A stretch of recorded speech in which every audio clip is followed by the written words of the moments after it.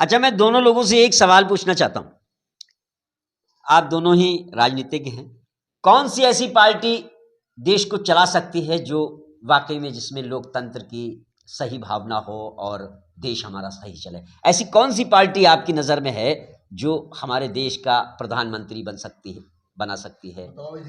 बताइए, ये मेरा सवाल है भाई। देखिए, भाजपा को सब कोस रहे हैं और कांग्रेस जब आई उसको भी लोगों ने कोसा। चलो भाई, बीजेपी की माइंड के जो थे वो कांग्रेस को कोसते।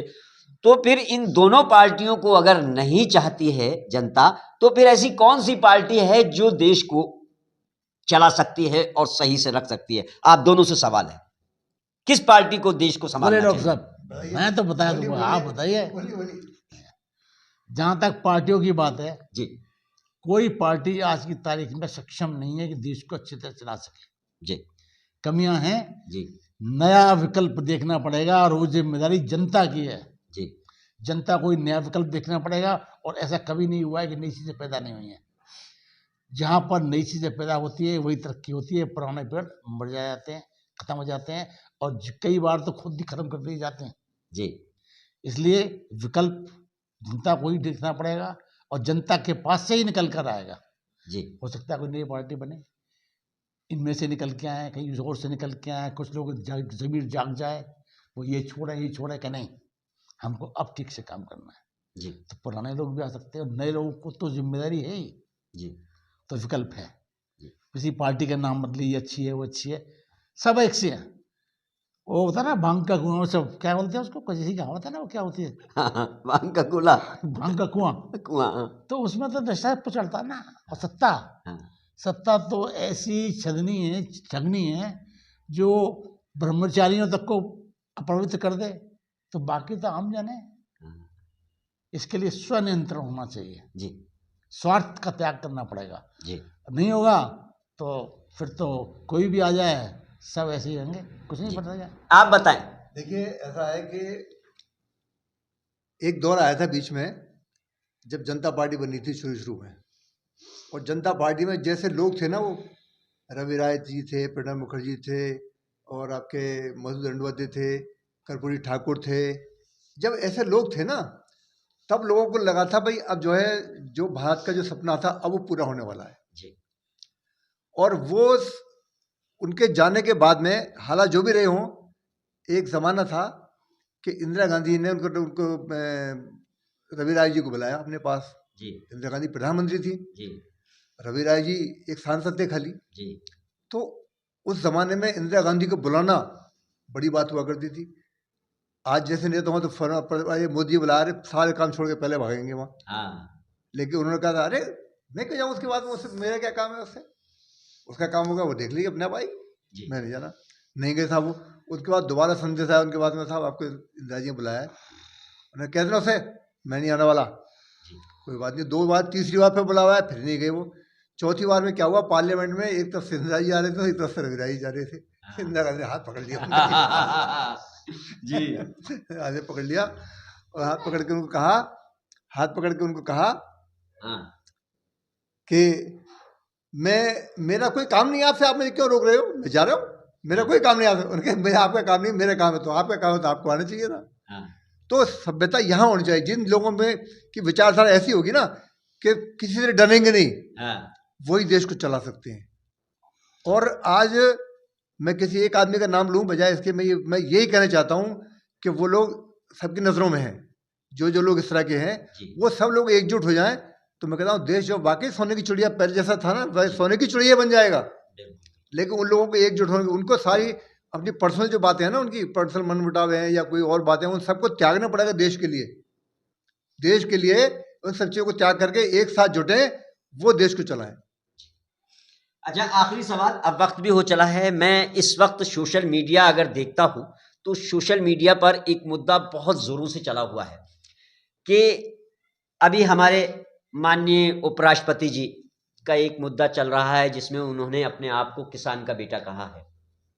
प्रधानमंत्री जी ने नहीं, उपराष्ट्रपति जी ने, धनखड़ जी ने, माननीय धनखड़ जी ने अभी जो है उनके खिलाफ प्रस्ताव पारित जो विपक्ष ने किया है ना जी, तो उन्होंने अपने आप को किसान का बेटा किया है।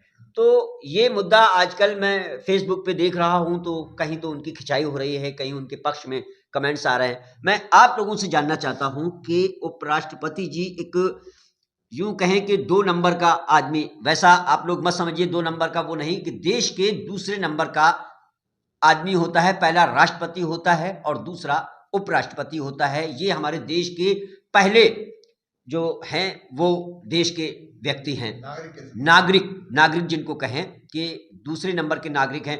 अब दूसरे नंबर का नागरिक यानी कि देश का दूसरे नंबर का नागरिक, और उसके लिए एक प्रस्ताव पारित होता है जिसमें वो बौखला जाते हैं और पीठासीन हैं वहाँ वो, और उस पर कहते हैं कि मैं किसान का बेटा हूँ। तो वो मैं आप लोगों से जानना चाहता हूँ कि आखिर वो किसान के बेटे हैं तो उन्होंने वो कदम क्यों नहीं उठाया जो उन्हें उठाना चाहिए था? मैं ये बताऊं पहले? जी बताएं। अच्छा, देखिए, जब कोई व्यक्ति जी कोई संवैधानिक पद ग्रहण करता है, जी वो राष्ट्रपति का हो, उपराष्ट्रपति हो, प्रधानमंत्री हो या अन्य कोई भी हो, जी, तो वो उस पद से बंधा हुआ होता है। किसी का बेटा होना न होना कोई महत्वपूर्ण बात नहीं है जी। और अगर कोई इस बात को कहता है तो मैं समझता हूँ उनका सोच का घटियापन है, छोटापन है। क्योंकि इस तरह की बातें करने से दूसरी चीज़ पैदा होती है जी जो इंगित करती है क्या कि राजा का बेटा राजा ही बनेगा, भिखारी का बेटा फिर भिखारी रहेगा क्या? नहीं। तो ये चीज़ें गलत हैं। किसान का बेटा हो, मजदूर का बेटा हो, किसी राजा का बेटा हो, किसी कबीले का बेटा हो, किसी का बेटा हो, जब संवैधानिक पद पर है तो सिर्फ उन्हें वही बात कहनी चाहिए कि मैं इस देश के राष्ट्रपति के पद पर हूँ, राष्ट्रपति के पद पर हूँ, प्रधानमंत्री के पद पर हूँ, देश के प्रति एक गरिमा वाला देश पद का है बेटा हूँ, मैं देश का बेटा हूँ जी। और यही मेरी जिम्मेदारी, ये पूरी करूँगा। पारंपरिक पृष्ठभूमि क्या क्या मतलब? जी कोई मतलब नहीं है इन बातों को, करना भी नहीं चाहिए, क्योंकि अगर ऐसा कहते हैं तो सवाल उठते हैं। जी अब मान लीजिए उपराष्ट्रपति महोदय ने कहा किसान का बेटा हूँ, अच्छी बात है, किसान का बेटा हमारा उपराष्ट्रपति बन गया, अच्छी बात है। लेकिन सवाल तो यहाँ ये आता है ना कि जब किसान 700 मर गए, लाखों रोड पर थे, कीलें ठोक दी गई, आपकी संवेदना कहाँ चलेगी किसान के बेटे की? सही। तब संवेदना कहाँ थी? तो जब दुनिया भर के किसानों को आतंकवाद से जोड़ दिया, आतंकवादी खालिस्तानी बता दिया गया, तब संवेदना कहाँ थी?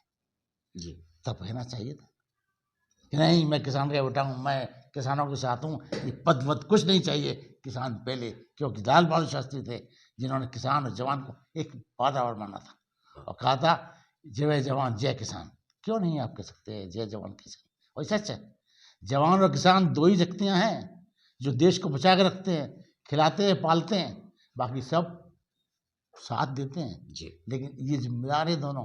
आप उनको आरोप बताते हैं, उनको दोषी बताते हैं, सारी किसान कौन को? आप बात क्यों नहीं सुनना चाहते, बात क्यों नहीं करना चाहते? अगर आपने किसानों की बात मानी थी, आपने कानून बनाया था, बात करी, फिर उसको दिखावे में आपने कानून वापस ले लिए, फिर किया क्या? आज तक क्यों नहीं किया? अगर वो डिमांड कर रहे हैं तो बात माननी चाहिए। मजदूरों के खिलाफ 400 कानून हटा दिए, उनके अधिकार कम कर दिए, आपने 3 बना दिए। आज मजदूर अपनी बात करने के लिए संगठित होकर यूनियन नहीं बना सकते हैं, आपने लिमिट कर दिया। तो ये क्या है? ये ना किसान के बेटे हैं, ना किसान के बेटे हैं, ये सिर्फ पूंजी के बेटे हैं, सत्ता के बेटे हैं, इसलिए उनके अधिकार करते हैं। बात जी डॉक्टर साहब क्या कहेंगे? देखिए, रानी लक्ष्मीबाई को अगर उन्होंने चाहा था कि भाई हमारे सरेंडर में आ जाए तो उसका ना तो मरना पड़ता और जो है रियासत उसकी रहती, बरकरार रहती। बहुत सारी रियासतें ऐसी थीं जिन्होंने अंग्रेजों ने उसको अपने कब्जे में लेना चाहा, तो जिन्होंने अपना ज़मीर बेच दिया वो अंग्रेजों के साथ शामिल हो गए। जिन्होंने अपना ज़मीर नहीं बेचा वो अपने साथ में अंग्रेजों के साथ संघर्ष किया उन्होंने। अब किसान के बेटे हैं ये, तो किसान के बेटे, ये बात सही है कि ये किसान के बेटे हैं, लेकिन ये बात भी सही है कि इन्होंने कभी खेती नहीं की। तो खेती का दर्द कौन पहचानेगा? जिसने खेती की होगी।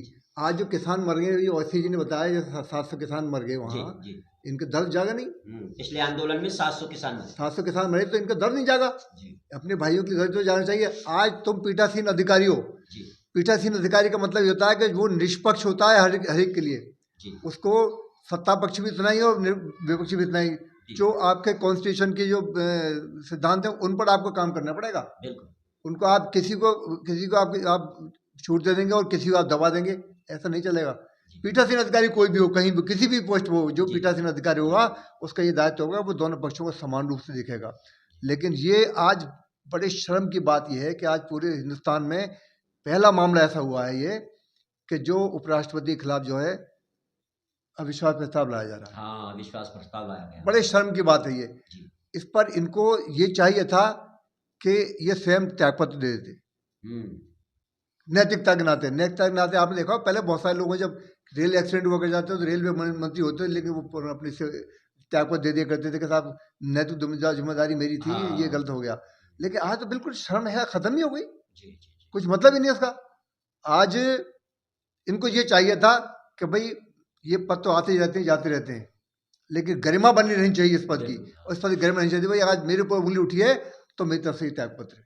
अभी यहाँ जयपुर में आपने देखा होगा सुनील शर्मा ने उसके ऊपर एक छोटा सा ब्लेम आ गया था, टिकट लौटा दिया कि मेरे वजह से अगर कांग्रेस के एक का भी नुकसान होता है तो मेरी तरफ टिकट वापस ले लीजिए। तो मैं तो कहता हूँ वो महात्मा गांधी के सिद्धांत हैं, वो जो है इस देश के कर्णधारों के सिद्धांत हैं कि भाई आप जिस पीठ पर बैठे हो उस पीठ पर जो है ना न्याय करो। आप किसी के पक्ष में नहीं बोलोगे, किसी के विपक्ष में नहीं बोलोगे। आप जो बीच की धारा होगी न्याय की, उस धारा पर आपको चलना पड़ेगा, और उससे वो अलग हो गए। तो ये तो बड़े शर्म की बात है हमारे लिए ये बात। अभी कल भी जो है 121 किसान दिल्ली कूच कर रहे थे, आपने शायद पढ़ा भी होगा। कल की घटना है, उसमें 7-8 किसान घायल हो गए। तो मैं ये जानना चाहता हूँ, बस अब वक्त कम है, थोड़ा सा जल्दी से जवाब दे देना कि ये क्या मामला है, अब किसान क्यों खड़े हो रहे हैं, क्यों दिल्ली की तरफ कूच? देखिए, जो किसानों की मांगे पहले थी वो आज भी बरकरार है, उनकी मांगों को नहीं माना गया, और जायज़ मांगे उनकी आज की तारीख में ये है कि किसान जितनी मेहनत करता है खेत में अपना, उसको उसकी फसल का पैसा नहीं मिल पाता, उसके फसल से उसके कर्जे नहीं चुक पाते, और कर्जा माफ़ करने को तैयार नहीं है सरकार उनका। तो ऐसी हालत में बेचारे किसान करें तो क्या करेंगे, आंदोलन के साथ उनके पास रास्ता ही क्या है।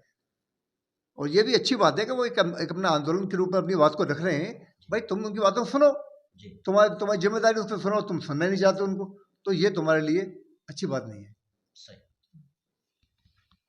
हमारे आज की एक बात कहना चाहता हूँ जी बिल्कुल बिल्कुल कि राजनीति की बात है बहुत सी की जी, हिंदू मुसलमान भी हो गया, किसान भी हो गए जी, मगर एक चीज इसमें छूट रही है मेरा बताएं जो कवि मन कह रहा है मेरा। जी जी बिल्कुल। कवि मन की बात यह है कि कोई बगीचा हाँ गुलाब का हो तो गुलाब का कहलाएगा, हाँ, गेंदे का हो गेंदे का कहलाएगा, लेकिन बागवानी होता है उसमें 7 तरह के फूल होते तभी खिलता तो अच्छा लगता है, वो खूबसूरती है उसकी।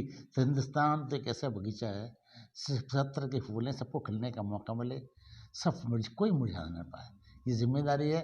और किसानों की बात यह है कि संवेदनहीनता जी, सरकार की संवेदनहीनता दोषी है जी। सरकार को संवेदनशील होना चाहिए, आंदोलनों की कार्यों की बात सुननी चाहिए, उनकी मांगों को पूरा करना चाहिए जी। दूसरी चीज़ हिंदू मुसलमान जी, आज की तारीख में हिंदुस्तान में जो भी मुसलमान रहते हैं जी, उन्होंने स्वेच्छा से हिंदुस्तान में रहना पसंद किया था, पाकिस्तान जाने से मना कर दिया था। आप उनको गद्दार कहते हो, क्यों? गलत है, नहीं कहना चाहिए। तीसरी चीज इम्पोर्टेंट जी, राजनीति को छोड़ दीजिए जी, मानवता सबसे बड़ी चीज है। बिल्कुल बिल्कुल। और कोई भी शख्स हो, मानवता को किसी भी धर्म को मानने वाला हो, दूर नहीं हो पाता है। इसीलिए इसके ऊपर मैं 2 लाइन कहना चाहता हूँ जी। इरशाद। लहू सभी का एक सा, ग्रुप तो होते हैं सब में होंगे जी जी जी। लहू सभी का एक सा और सुख दुख एक समान। लहू सभी का एक सा, सुख दुख सभी के एक समान। लहू सभी का एक सा, सुख दुख एक समान।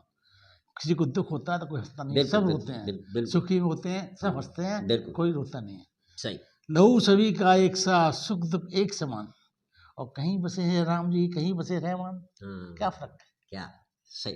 तो इसका ध्यान रखना चाहिए, मानवता इम्पोर्टेंट है, इससे कोई फर्क पड़ता है कौन किसे मानता है, कौन से भगवान को मानता है। कुछ लोग नास्तिक भी है ना, हाँ नास्तिक भी है। आर्य समाज जो है, समाज को छोड़ी साहब, मैं समाज की बात नहीं कर रहा, मैं संसार की बात कर रहा हूँ। पूरे विश्व में तकरीबन 750 करोड़ आदमी है जी। 750 करोड़ में से मान लीजिए 100-150 करोड़ हिंदू है, 250-300 करोड़ 200 मुसलमान हैं, हाँ। बाकी के 100-200 करोड़ ईसाई और हाँ पारसी। हाँ हाँ लेकिन बचे हुए 100-200 करोड़ 500 करोड़ बच्चे ना, हाँ। वो तो किसी को नहीं मानते। सही। तो कोई आपदा आती है तो क्या वो बच जाते हैं या भगवान को मानने वाले बच जाते हैं? नहीं, कोई नहीं बचता। सबके साथ एक सा व्यवहार करती है प्रकृति। नेचर ने किसी को अलग नहीं किया है, किसी जाति में, धर्म में, देश से नहीं बांटा है। आप क्यों बांट रहे हो? सही। इसलिए मानवता का बात करें, नैतिकता की बात है, उसका इस्तेमाल करना चाहिए। राजनीति की छोटी छोटी बातों को, गंदगी को नहीं, अगर आज कोई मुसलमान अपनी दुकान का नाम रख ले शिव मिष्ठान भंडार, तो क्या उसने कोई जुर्म कर दिया? नहीं, उसकी भावना है कि शिव लिख लिया तो उसने अपना नाम रख दिया, उसमें क्या फर्क पड़ गया? और किसी हिंदू ने अगर ये नाम रख दिया बिस्मिल्लाह होटल, तो उसने उसने कौन सा गुनाह कर दिया? भाई भावना सबकी है कि जब तुम ये मानते हो कि हिंदू मुस्लिम सिख ईसाई क्या आपस में सब भाई भाई, सब भाई भाई, और सब भाई भाई होने के नाते ईश्वरी जो वो शक्ति, जो परम शक्ति है, वो तो एक ही है ना। बिल्कुल। वो तो बिखरी हुई नहीं है ना। और जब वो एक है तो अब कोई किसी रूप में नाम ले रहा है, कोई किसी रूप में नाम ले रहा है। मैं कह रहा हूँ कौन सा हिंदू ऐसा है जो 33 करोड़ देवताओं के नाम जानता है? कोई नहीं, कोई नहीं है। कोई नहीं, और कौन सा मुसलमान ऐसा है जो 1.25 लाख अंबियाओं के नाम जानता है? कोई नहीं जानता। कोई नहीं है। तो उस सूची में क्या कृष्ण जी का नाम नहीं हो सकता? क्या राम का नाम नहीं हो सकता? सही। वो क्या पता हो सकता, हम तो अज्ञान है इस मामले में। सही है। और तुम्हारे 33 करोड़ देवता जिनका तुम नाम ले रहे हो, क्या उस मोहम्मद साहब का नाम नहीं हो सकता? तो ये अज्ञानता है तुम्हारी। सही। ज्ञान की चक्षु खोलो और दुनिया को पहचानो। बहुत बहुत बढ़िया जी। फारिस साहब, संविधान की बात हुई थी, बहुत इम्पोर्टेंट जी। अभी चल भी रहा है। जी जी बताएं। मुझे अच्छी तरह याद है, आज से करीब 5 साल पहले जी 2019 में, जी उससे पहले जब ये आ रही थी कोरोना, जी हमारे प्रधानमंत्री जी ने कहा था आपदा को अवसर समझना चाहिए। प्रधानमंत्री जी ने कहा था आपदा को अवसर समझना चाहिए। आपने बनाया ना। हाँ, सुनो ना, आपदा को अवसर समझना चाहिए, उसका इस्तेमाल आपदा को। तो उस आपदा को अवसर बनाते लिया, मुझे लगता है कहाँ बनाया, मैं वो बताना चाहता हूँ जी। एक तो ये कि लोग जयप्रकाश जी की नहीं की जयंती का अवसर था शायद जी, अक्टूबर की बात थी, शायद 2019 की। जी। संविधान पुनरीक्षण के नाम से एक कार्यक्रम किया गया था दिल्ली के कॉन्स्टिट्यूशन क्लब में। जी। ऑर्गेनाइजर यही लोग थे। हाँ। किसी गलती से उसका इन्विटेशन मेरे पास भी आ गया था। जी। उन्होंने समझा हमारा पुराना आरएसएस वाला आदमी होगा। हाँ। तो उसमें संविधान बना के तैयार कर चुके हैं। अच्छा। और तत्कालीन विधि मंत्री थे ना, कानून मंत्री, उन्होंने उसमें शिरकत की थी, इसको उद्घाटन किया था। तो वो तो जो आज कह रहे हैं बदलने की कोशिश कर रहे हैं, वो तो बना हुआ रखा है पहले से। अच्छा। हाँ, ऐसा नहीं है कि वो बना हुआ रखा है, लागू करने की देर है, वो नहीं हो पा रहा है, अलग बात है। अच्छा। लेकिन बना हुआ रखा है और धीरे धीरे बदल रहे हैं। अब दूसरा आपदा वस्तु की बात बताऊँ। कोरोना के समय लोगों को सुरक्षित रखने के लिए एक डिटेंशन सेंटर बनाए गए थे। बने थे ना जी। और उस लोग भूल जाते हैं, वो खास से राजनीतिक भूल जाते हैं, मुझे अफसोस होता है जी। उनको याद रखना चाहिए। जी। आपदा कह के नहीं आती है, उसकी तैयारी पहले होती है। बिल्कुल, बिल्कुल। और तैयारी है, वो बता रहा हूँ आपको जी। कि तकरीबन 20,000 रेल के डिब्बों को मॉडिफाई करके बनाया गया था कि ये इसके काम आएंगे कोरोना में लोगों को सुरक्षित रखने के लिए। ऐसी बहुत सी जगह डिटेंशन सेंटर बनाए गए थे। किसी ने पूछा है कि आज को कहाँ पर हैं? हाँ। वो डिटेंशन सेंटर या रेलवे की बोगियां कहाँ हैं? हाँ। वो कहीं सुरक्षित जगह खड़ी हैं। चीन में 10 लाख लोगों को बंद किया गया था ना। हाँ। तो कहाँ रखेंगे ये? कब आएंगे ना काम। इसलिए सावधान रहिए, इसको पूछना चाहिए, हमारे सांसदों को पूछना चाहिए कि कहाँ है वो रेल की बोगियाँ। 20,000 बोगी बनाई थी आपने, या डिटेंशन सेंटर बनाए थे, वो कहाँ हैं? उनका रखरखाव क्या हो रहा है, इस्तेमाल क्या हो रहा है, और आपका आगे क्या करने का विचार है? हाँ, इस बारे में कभी कोई संसद में बात नहीं उठाता है। करना चाहिए, ये पूछना चाहिए, भविष्य का संकेत है। आजकल अरे इंदिरा गांधी ने कुछ लोगों को बंद किया था ना, चीन में 10 लाख लोगों को बंद कर दिया गया था। कहीं हम चीन के रास्ते पर तो नहीं जा रहे। और जहाँ तक धर्म की बात है, एक धर्म के लोग हिंदुस्तान के अलावा बाहर देखिए ना, मुस्लिम कंट्रीज में क्या हो रहा है, सीरिया में क्या हो रहा है, लखनऊ में क्या हो रहा है। तो ये नहीं है कि धर्म से लड़ाई है लोगों की ईगो की, सोच की, सत्ता को पाने की, धन के, लालच के, स्वार्थ की। धर्म की लड़ाई है ही नहीं। सही। कभी नहीं थी, न कभी होगी, ये पैदा की जाती है। बिल्कुल बिल्कुल। बहुत बहुत मैं डॉक्टर साहब मुकर्रम अली साहब का और अवस्थी जी का, शैलेंद्र अवस्थी जी का बहुत बहुत शुक्रगुजार हूँ कि उन्होंने हमारे क्यूपी न्यूज़ चैनल में आकर हमारी वार्ता में और शख्सियात प्रोग्राम में तशरीफ़ लाए। बहुत बहुत आप लोगों का शुक्रिया। मैं आप लोगों से कहना चाहता हूं कि इस हमारी वार्तालाप में जो भी आप लोगों को लगता है कि हमारे अतिथियों द्वारा कही गई बात सही है या नहीं सही है, हमें कमेंट्स के माध्यम से हमारे यूट्यूब चैनल पर क्यूपी न्यूज़ पर कमेंट्स में जाकर के इसमें जवाब ज़रूर दें। और मैं एक बार और कहना चाहता हूं कि शख्सियात प्रोग्राम हमारे पूरे हिंदुस्तान के हर कार्यालय पर चल रहा है। अगर हिंदुस्तान का कोई भी ऐसा शख्स जिसके अंदर प्रतिभा है और हमारे शख्सियात कार्यक्रम में शामिल होना चाहता है, तो हमारे नज़दीकी संवाददाता या ब्यूरो चीफ ज़िले के, उससे संपर्क करके आप अपने अंदर के टैलेंट को, अपनी बात को हमारे क्यूपी न्यूज़ चैनल के माध्यम से आम जनता तक पहुंचा सकते हैं। और अगर आपने हमारे क्यूपी न्यूज़ चैनल को सब्सक्राइब नहीं किया है तो सब्सक्राइब भी कर लें और बेल आइकन ज़रूर दबाएं, ताकि हमारे जो क्यूपी न्यूज़ की ख़बरें होती हैं और जो हमारे ऐसे इंटरव्यूज़, शख्सियात के प्रोग्राम होते हैं, वो आप तक उसकी अपडेट पहुंचती रहे। इसी के साथ हम आपसे इजाज़त चाहते हैं। नमस्कार, जय हिंद, जय भारत।